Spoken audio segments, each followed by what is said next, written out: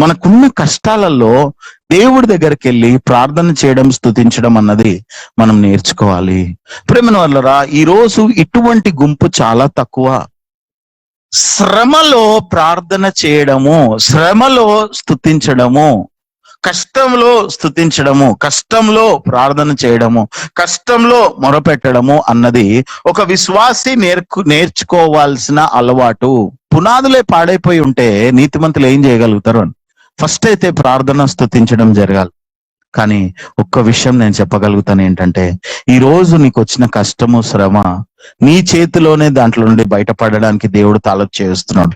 ఆ తాలపు చెవే mid night prayer, ఆ తాలపు చెవే స్తుతించడం, ఆ తాలపు చెవే ఆసక్తితో స్తుతించడం, ప్రార్థన చేయడం.